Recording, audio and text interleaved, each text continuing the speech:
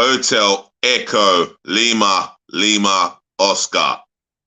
Good evening from London, England. It's been humid today, not as sunny as Monday or Tuesday. But anyways, welcome to another DLG Reppin'S Daily Transfer News involving all things to do with Arsenal football clubs in terms of transfer activities, ins and outs. Allow me to say good morning to you guys. You may be watching morning TV, maybe tidying up the house, doing washing up. You could be driving your vehicle to work or making it to public transport, wherever you're watching around the world. Good afternoon. Good afternoon to you guys. Are you out shopping? Playing sports in the gym? Or allow me to say good night and rest well, and make sure you wake up to another new day. This is your host, your guy himself, the one and only and truly DLG Reppin', short for Dele London Gooner. Sorry. Space Romeo Echo Papa Indigo November. And this is more of my DLG Reppin'S Daily Transfer News. And I'll be doing this until September the 1st, as well as Arsenal's preview and review of the first game of the new season. That will be against Crystal Palace. So watch out for that on Thursday, the 4th of August. That cannot be missed. So let's get into it. Now, let's talk about the ins. But before I get into it, yeah, make sure you smash the thumbs up like button for me, yeah, in abundance, yeah. Do me a favor. Make sure you share this channel channel virally all over the globe, especially amongst your friends and your relatives. If you're watching for the first time, welcome on board. Share this channel amongst your friends and your relatives and tell them, whether friends or relatives, to share it amongst their friends and relatives. Also, the chat, drop a question if you want to. If you've got an opinion on Arsenal's transfer activities. I haven't watched any of the pre-season games live, so if you would like to comment on the last game or the previous games that Arsenal participated in, drop it in the comment section below. As far as I'm concerned, comment section is for positive feedback, and that's the bottom line. Also, do help me by subscribing to the channel, yeah? Please smash that button for me, left, right, and center, galore, but passionately. Remember, if you do subscribe, I'll shout you out, yeah? So get subscribing, what we're waiting for. This is the road to 1,000 subs by the end of this year, maybe the beginning of New Year. Right. Here we go. So, Alexander Zinchenko. Now, Pep Guardiola has publicly made it clear that Zinchenko is now an Arsenal player. He signed for 32 million, which was agreed by the two clubs. He's agreed personal terms. I would assume he's just passed his medical. And yesterday he was seen in the stands sitting with Edu Gaspar. Yeah, Edu Gaspar. So that is a leak to say that he has signed for the Arsenal, and it's a 4 or 5 year deal. So he'll be hopefully presented, or it'll be confirmed by tomorrow or maybe Saturday. But Alexander Zinchenko is an Arsenal player. Now, another target we need to aim at now, we can concentrate on, is the midfield area. You know, if Thomas Partey is absent through injury or, heaven forbid, suspension, we have problems in the midfield area. Can we trust Xhaka to do the number 6 role? No, he hasn't got the mobility to cover the ground. Can we trust El Neni? Well, he's got the mobility, but the consistency seems to be lacking. and Lokonga. Um, on a young player like him, all right, I can't keep using the word young, but he hasn't played enough games for the Arsenal to be trusted to do the job. So we're going to need some reinforcement in the midfield area. Now, the player that we are talking about, and these names been mentioned of recently, Arthur Milo. Now, according to some articles from a source, Arsenal are going to go in with a bid for Arthur Milo. But you know how that will end up. They would want Gabriel dos Santos Magalhães in the other way, coming the other way. So I think doing business with Juventus, it's going to be difficult to get this deal done because they want Gabriel Magalhães, and I don't want us to sell him. He's the only top performing left-footed centre half we have at the club, so that's a no-no. Arsenal fans are asked the question: would you go in for Arthur Melo, but be concerned that Juventus are going to want Gabriel dos Santos Magalhães to come the other way? Drop it in the chat. Right, another player that I'm going to talk about again. Yes, Youri Tielemans. Now, his name's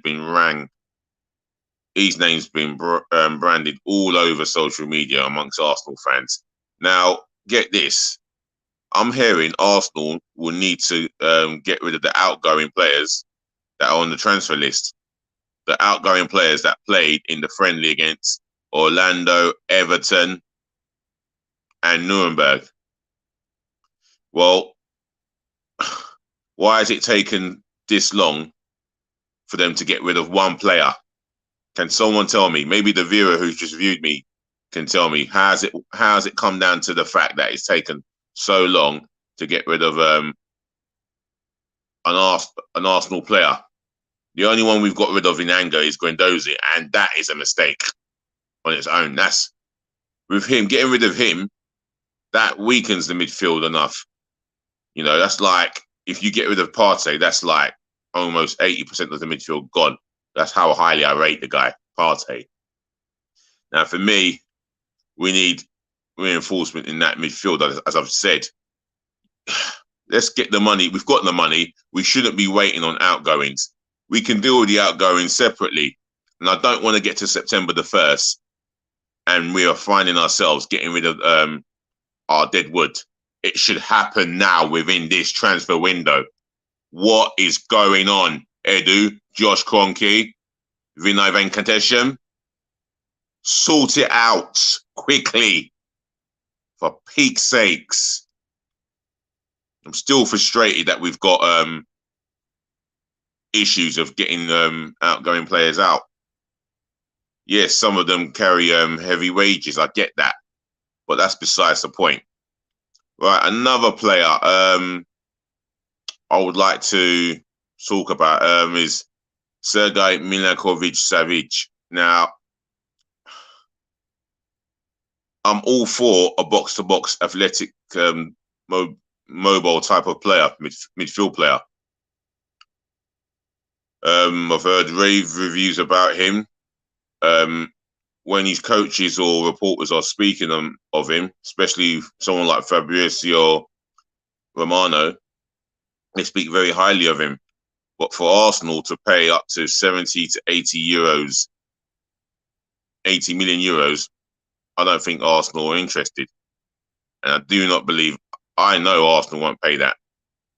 The fact is, it's a lot to ask for a competitive midfield player. However, your alternative could be Lucas Paqueta. Now, I know Arsenal have shown more interest in Paqueta than they have with Milinkovic-Savic. So for me, if anything, yeah, we can get ourselves two midfielders in this transfer window still, and it could end up being Lucas Paqueta and the main man himself in that midfield, Youri Tielemans.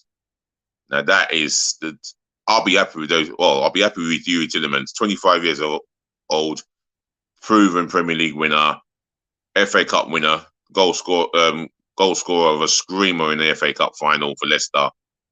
And he has chosen Arsenal over Manchester United, and Brendan Rodgers cannot seem to convince him or his representative to sign an extension. So for me, it's a no-brainer. Yuri Tillemans. I hope he does become an Arsenal player. And do I believe that he'll be an Arsenal player? If you all ask me right now, I'll say yes. Yuri Tillemans will be playing for Arsenal this season. Hopefully, he signs before the Crystal Palace fixture. Right, another player I'm going to talk about is a centre-half, a left-footed centre-half. Now, if we are to let go of Pablo Mari, which it looks increasingly likely, I would like to see Arsenal show ambition. I would like to hear that Edu Vinay have been on the phone to Villarreal and had a conversation with their representatives and Unai Emery to get Pau Torres. Now, this guy is a phenomenal centre-half. Well, I think he's a phenomenal centre-half, but of quality makings, and I think he's got all the aspects to be an out Premier League centre-half. Now, for me, I don't think the fee will be too much, and you can look upon him and say, you know what, he'll be the guy to come in for Gabriel Magalhaes if he's missing through injury or suspension. Now, I haven't got a problem for two centre-halves with right foot. That's not a problem for me. But in an ideal world of right now, I think a left-footed centre-half is always essential. And Pau Torres, he's strong, athletic. I think he's quick. But one thing about him, he's very, what can I say on the ball? Very calm and composed with the ball. So he gets I think he ticks most of the boxes for me. Now, are we interested in him? I would like to believe that we are, and I would like to believe that we'll go in with a bid. Pau Torres, Arsenal fans, would you take him in a heartbeat? Again, drop it in the comment section below. Let's look at the outs. Nuno Tavares. Now, according to what I've heard, he was erratic at times. Going forward, he was explosive, dynamic, but there were times where he was erratic, made rash decisions, and at times all over the shop. And this is not a surprise. This guy needs to go out on loan. Now, Brighton have come in and made it clear that they would like to take him at the Emirates next season, and Arsenal want a loan, and I think it's got to be a loan, even despite the fact that Brighton are fighting a case of, well, they're fighting a battle to keep Mark Cucurella, if I pronounce his name right. Man City have put in a bid, and that's been rejected. But if Man City push towards 50 million, it will force Brighton's hands there. So therefore, they're looking at Tavares as we speak, and Arsenal want a loan deal only. Otherwise, Marseille might be back in the race. I don't know what's going on with Marseille and why they can't get the deal dealt with. So we're looking at other outs. Lucas Torreira. Is he any closer to joining Valencia? Well, according to his representatives, the deal's been agreed, but Arsenal have not really commented on it, so I can't really say too much, other than the fact that he is homesick and he wants to return to Italy, preferably, but Valencia seems to be another option. Ainsley Maitland-Niles, again, I've said it many a times, Arteta doesn't feel that he's competent enough, but he had a great game in the midfield role against Watford, but he is well, not yet, but he is not part of Mikel Arteta's plans.